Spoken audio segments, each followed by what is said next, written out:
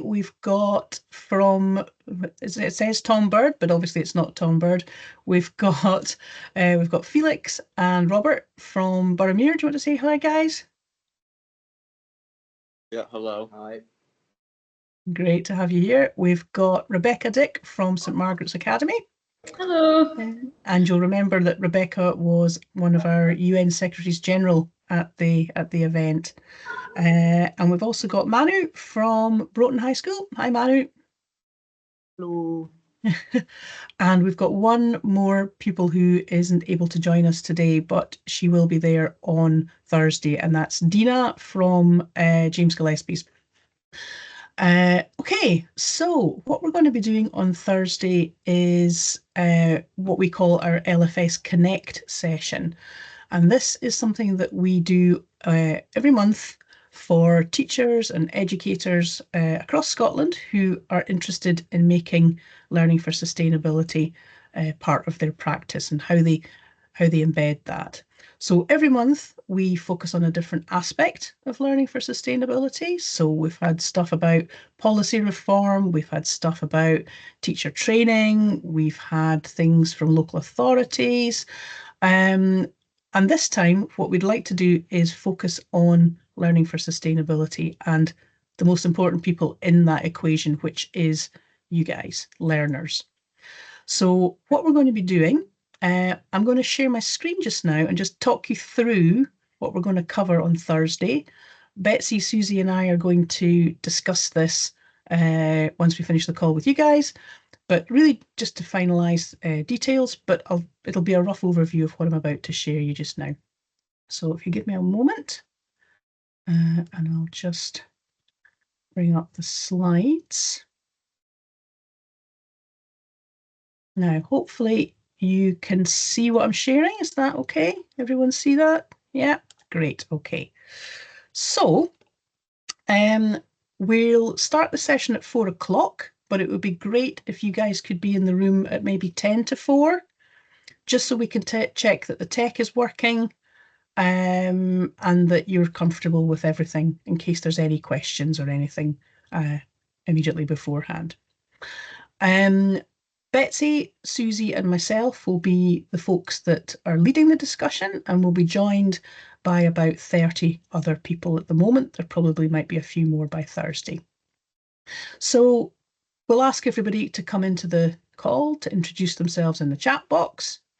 Everybody should be muting audio, and we'll let folk know that if they've got any questions, just to stick them in the chat box too. And what we do with these sessions is that we record the main bit, but there's a group discussion and we don't tend to record that. But we will be recording your bit, which is why we want you to keep your cameras off and give yourselves a different name. Okay. So what's the session all about? So we're going to start with a little bit of scene setting in terms of learning for sustainability as a policy concept in Scotland, and a little bit of information as to how the voices of young people have helped to develop that, because this is something that's been co-created with lots of different voices in the room: educators, policymakers, government officials, young people, community voices. It's everybody's action plan, and everybody's been involved in helping to make it happen. Then we're going to hear from you guys in terms of your thoughts around learning for sustainability, and we'll get to that a wee bit more in a moment. And then we're going to open up a group discussion with everyone present, where they get to share their ideas about the importance of learner voice in terms of making learning for sustainability something for everybody across every school setting in Scotland, and how we support that. How do we make sure that learner voice is part of this, that it's not just done in a tokenistic way? So here's the running order of how we're going to structure this. So we'll start at 4, but as I say, if you guys can be there about 10 to 4, and I'll share that running order with you so you've got that as a note when I send an email after this meeting. And that first part, Betsy will lead. She'll give us an overview of that scene setting, that big picture stuff. We'll then hear from Susie. She'll come down a little bit in terms of giving us an insight into what the importance of learner voice looks like for particularly educators and what it means in terms of their practice. And then we'll go into the chat with you guys. So I've put there about 20 minutes for the chat. Now, don't worry if the chat goes on slightly longer than 20 minutes, because I know what it's like. Sometimes when we get chatting, things can run over, because your bit is probably the most important bit in this session. So please don't worry about the time. If the conversation's flowing, we'll let it flow. Okay? Then we're going to go into group conversations with everybody else who's there. Now, the way we do that is if there's lots and lots of people, we'll go into breakout rooms, and you feel free to join a breakout room if you want to. Or if the group is smaller, we just have a whole group conversation without going into breakout rooms. And sometimes that's much better because we get some really nice sharing from everybody there. And that will be for about 20 minutes or so. Again, sometimes those conversations can run on a wee bit longer. We'll bring everybody back around about 5 o'clock to just finalise discussions, hear key points. And then about 10 past, we'll talk about the next steps for everybody present, and we'll finish about 5:15. Does that sound okay in terms of a running order? Yeah? Okay, great. Okay, so what I'm going to do is just quickly go through this, just so that you have an idea of what's going to be covered. So Betsy will be setting the scene, as I say. She'll talk about the fact that sustainability is a national priority for Scotland. She'll mention what we actually mean by learning for sustainability. She'll talk about the way that this is being delivered in Scotland in terms of the National Action Plan. You don't have to worry about this stuff, by the way. This is just for your information. And then she'll talk about some of the research that was done with young people to help make this action plan as robust as it can be. So there's two bits: the research that was done with younger children by the Children's Parliament into what they thought about learning for sustainability, and then research that was done with the University of Dundee into what they thought about learning for sustainability. And that was done with older pupils, so secondary school age pupils like yourselves. So that's the kind of scene setting, really. Then it's over to Susie, who's going to talk about the professional standards, which is the teacher bit, and then the bit for you in terms of the learning for sustainability and us. Now, when I got into contact with your teachers to ask if you would be happy to be part of this, we shared two questions, and I want to stop sharing the slides and just put the questions that we thought into the chat. So these are the two questions that we wanted you guys to think about. But I want to get your thoughts on these questions. Is there anything else that you think we should be covering? So I'm just putting these questions into the chat. So the first question was, do you think that learning for sustainability is relevant to your studies at school? And the second question is, do you think learning for sustainability will be relevant to you in the future once you've left school?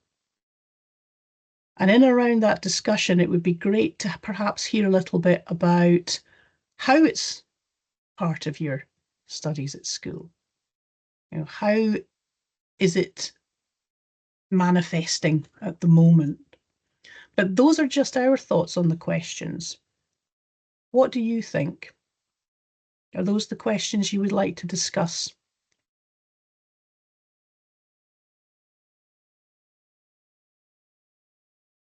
Do you think those are good questions, or could it be tweaked, or what do you think? Feel free to unmute and tell us. Those questions pretty good. They sound like the sort of stuff we should be thinking about. Yeah, Okay. I suppose it's a little bit harder thinking about the second one as well, because a lot of people might not have such a great idea, might not have such a clear idea of what they're going to do after school, so they might not know quite what their paths are going to be, and they might not know how it might be relevant to them. So it might be a little bit more of a harder question for people to answer, but I still think they're good questions. Okay. I So, think, sorry, Manu, on you go. Sorry. No, so you finish and then I'll go. No, you first. I think that they are good questions, and I think regardless of what they are, I think these are good starting points for us to branch off then in our own ways, and they're not too limiting in like having a response that isn't very open-ended. Great, thanks, Manu. That's kind of what we were hoping, that these would be a sort of gateway for you to take the discussion in whichever way you want. Rebecca, what do you think? Yeah, no, I completely agree. I do think they are really good starting point conversations. And I do think I really like the second one, even though it is maybe a bit more difficult to answer. I do think it is an important one to ask. Because I think the future, that's like the whole point, that we want people nowadays to learn about the sustainability to take on with them. So I think it would be nice to hear other people's ideas of how they can use the skills that they learn in school outside school. Brilliant. So these are the questions we're going to be asking you. Would you feel comfortable responding to these and thinking about how you would craft them? Yeah. Yep. Okay. Thumbs up. Excellent. That's really good to hear. Thank you so much. So I guess that's really it from me. Betsy and Susie, do you have any other thoughts for our contributors ahead before we say goodbye? Is there anything in particular that you would like to hear from some of the educators that are coming along, or even from us at General Teaching Council? Is there anything at all you're interested in learning and finding out about, or asking teachers directly across Scotland? Maybe I don't know, maybe just like a kind of ideas on how they might integrate it into the curriculum at school, and ways that they'll might find it relevant in different subjects and classes, particularly in high school where you've got a range of different subjects, to make sure everyone experiences it. Fantastic. Thanks very much, Rebecca. That's a really good question. Manu, yes. I was actually going to ask something very, very similar to Rebecca, and I think that that's definitely a very good question, and more maybe branching off that question, in particular the subjects that maybe they're like SQA curriculum, more particular for upper years. How do they include that learning for sustainability in some subjects that don't cover like sustainability in their like SQA or exam curriculum? Brilliant. Fantastic. Thank you so much. What about you, Felix and Robert? Any thoughts on more questions? Again, I think Rebecca hit the nail on the head with it. Yeah. That's a pretty good thing. I think the thing with this is that there are so many, that pretty much every subject you can apply sustainability to, no matter what it is, because of all the different things that can go towards it, even if it's as minor as in design manufacture, where do you source your materials from? But it's a matter of being able to actually get the resources for that and be able to find time in a curriculum, especially if you're having like S3 through 6. There's much less time for more side stuff like that. This would be much more focused towards S1 and S2, I think, because they're more general. Fantastic. And I think that's a really good question to bring into your discussion, or a really good point to bring into your discussion is, how does this manifest beyond S1 and S2, particularly for senior phase pupils? What would you like to see? This is your chance to tell us, what you would like to see in terms of making sustainability part of every day for everybody. So yeah, please do weave that into your discussion, because this is a chance for you to make that point. Brilliant. Okay. Anything else that you guys want to know ahead of Thursday that we can tell you? Manu?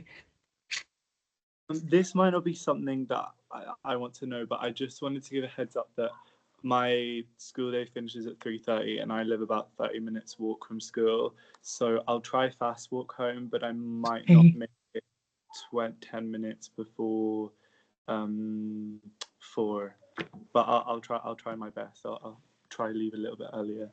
That's no problem at all. You're not up, if you like, until I think it's about 20 past. So if you can come in just after 4, that would be fabulous. But yeah, just remember to come in with your camera off and a different name on your screen. That would be ideal. Brilliant. Anything else? Bob and I had some issues joining this meeting. We could not manage to get it up on our iPads. It just kept redirecting us to Safari then Teams. Okay. We ended up having to use Mr. Bird's iPad, so we just don't know how to really join it. Time is not an issue for us because we'll be staying in school on Thursdays anyways. But I don't really know how the joining link works. Okay. Because there wasn't a specific link for it. Okay. Do you guys have would you be happy for me to send it to your personal emails, to your own emails? Yeah. You could join that way, Fine. if that's Right easy. now, I'm on my school account right now, so you can definitely join on your school account, on your personal school account.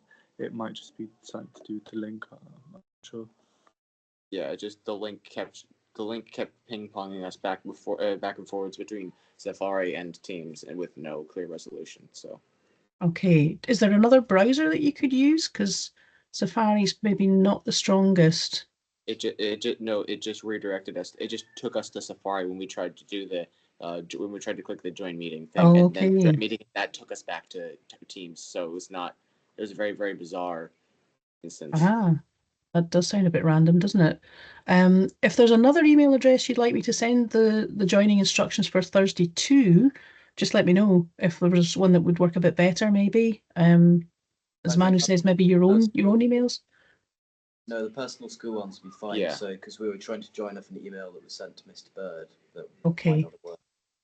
Okay. Well, if you could send me your own personal school emails, if you're happy with that, put them send them over to me. I'll put my email in the chat, and you can send me whichever one you feel would be easiest to join from. So there's my email in the chat for you. Okay, well, folks, we've kept you longer than we hoped. But thank you so much. If there's anything that pops into your heads between now and Thursday, or any other questions that you've got, just drop me a line at that address, and we'll get back to you as soon as we can.